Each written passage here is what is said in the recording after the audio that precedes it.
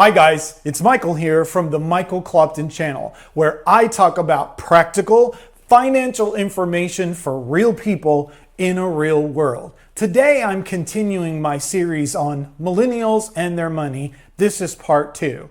If this is your first time on my channel, then welcome. I'm glad you stopped by, and it's really exciting seeing all of the new people who are discovering my channel. If you haven't already, please hit that like button and the subscribe button so that this video can get in front of more people right here on YouTube. On part 2 of Millennials and Their Money, I think I'm going to share with you why I think they're using the wrong measuring stick when they're talking about the millennial generation. So grab you some coffee, pull up a chair, maybe even grab some avocado toast, and that's what we're going to talk about today. Just ahead.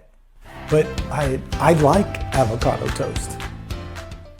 All of my children, except for one, is a part of the millennial generation. He's part of the Generation Z that's coming up afterwards. So I have an interest in what's going on in the millennials in a personal way because my children are millennials. And I want to understand what's going on with them because as a dad, I want to help them be successful and be the best version of them that they can be. No matter which generation that you are a part of, we all have the basic needs. We need food, we need clothes, we need transportation, and we need housing. Those are just basics. And a lot of times these researchers are measuring you against how these former generations did it versus the landscape that the millennials live in and how they're doing it. So that's what I want to talk to you about today is the measuring stick of today versus the measuring stick of yesterday and how millennials really aren't doing so bad. One of the first things that are brought up in every survey that I've even looked at is that millennials are not saving enough money for retirement. Let me give you a little secret on that. No generation is saved enough for retirement. Even the baby boomers that are retiring now, some of the earlier parts of the baby boomers, statistics tell us only 1 in 9 even have enough money to retire. So this is not some, oh my God, that it's just for millennials. This is human nature in general. But how the landscape has changed for the millennials is they're not just leaning to those traditional ways of retirement. In fact, retirement altogether is looking different to the millennials, how they see themselves in retirement. So one of the things that I've noticed that are different is how they invest. When they do invest into the stock market, there's a lot of them using dividend stocks to do that because it creates flat cash flow, which is the number one way that millennials respond to the landscape that they're living, which I don't really think is a bad thing at all. So when they start looking at how millennials are preparing for retirement, statistically, of course there's statistics, but statistically, the millennials have saved more money as a whole in their generation than any of the generations before. A lot of them who are working, who do have 401ks, are actually participating in the 401ks with an employer match. So it's one of the ways that they are participating, but it's not the only way that they're participating. So when a researcher or a survey is done, what they're doing is they're taking the past generations, the indicators from the past generation, and they're just transposing it onto this generation and going, oh no, they're in a mess, they're in a wreck. Don't believe that, because there's more than one way to climb a mountain, and you millennials are finding the paths. Another question or survey item is that millennials spend their money frivolously. And every time I read that, I just want to say, give me a break.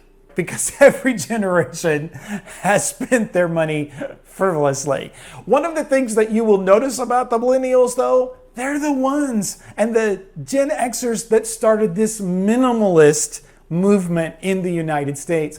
So a lot of them may be buying avocado toast, which I do happen to like as well, but they're not buying crazy things for their house because that's not where their values are. Or maybe they're not buying crazy things elsewhere.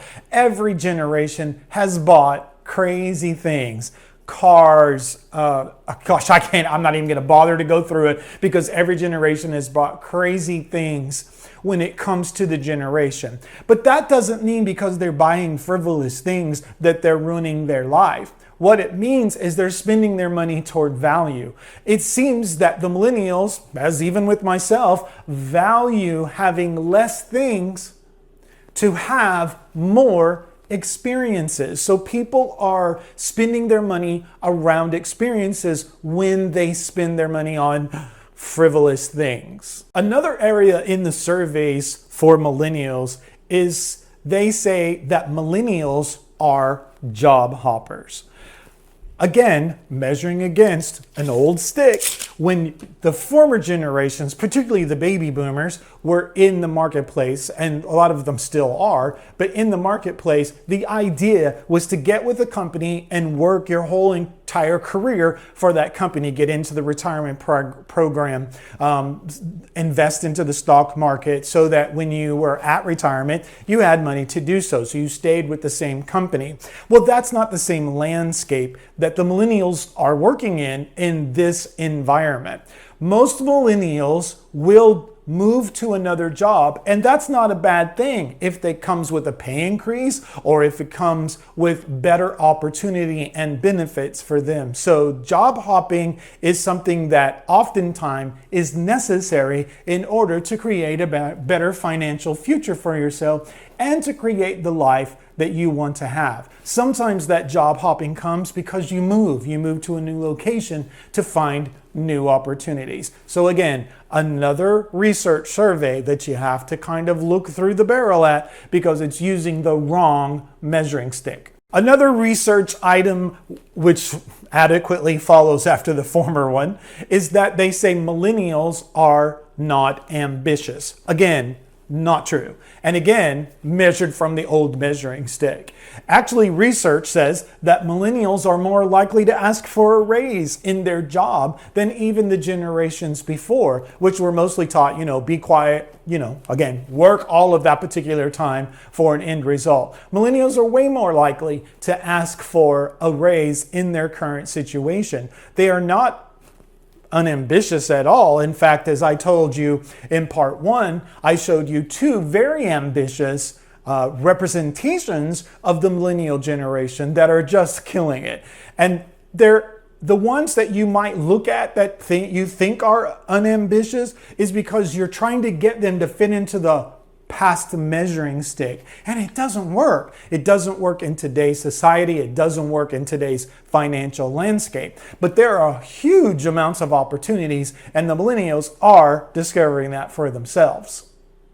Another item that they use in research is from the past measuring stick of the past. They say that millennials don't want to buy homes. And actually, that's not true. According to surveys, they do want to buy homes. But did you know 82% of them actually wanted to buy a house so that they could rent it out? That means they wanted to have an investment property that created cash flow, not just money for them, not just a house for them to live in, to spend money to have that house as an asset only once that it's paid off. So millennials do want to buy homes. Many of them are waiting until later because they are, again, valuing experiences over valuing being locked down into a specific place. So that's one viewpoint in the houses. Another one is that, again, cash flow, but they are buying homes that maybe more than one people can live in. One being, say, like a multiple family home, and then they live in one and the other renters actually help pay for that home. So there's a lot of smart things that they're doing when it comes to that. And I think this is how we have to begin to look through the lens that is being magnified on this generation. Is we have to understand, guys, millennials, especially you, I want to talk to you. I think millennials can be extremely successful, and they're going to be extremely successful. I think you need to stop getting locked up in these surveys, and I think that you need not measure yourself against an old measuring stick. It's trying to do something that doesn't work anymore. While the baseline of everything humans need has always been the same through all of human history, how we do that has changed. You need to begin to work in the areas where it has changed. Financially taking care of yourself is within your grasp. It doesn't matter what the economy is. It can make it more challenging or it can make it easier. But those who are looking after the passions of their own self, working the gifts that are in them, not comparing themselves to others, but comparing themselves to the idea of where they want to go and what they want to be. I'm not talking about the ideas that people say you need to be, which is what these surveys are, but the ideas that truly are inside of you, because you are fearfully and wonderfully made. You are a unique gift to the planet. Don't be a copy. Don't die a copy. Be the original. Be the original millennial generation that you were created to be, and go do some good for yourself and the planet and the people in your life. Not by measuring yourself from the past, but measuring yourself to your future. This is Michael from the Michael Clopton channel. And if you found value in this video today, the Millennials and Their Money Part 2, then please hit that like button and the subscribe button, and maybe share this series with one of your friends so that it will help them too. Thank you very much for joining me today here on the Michael Clopton channel, and I'll see you in the next video.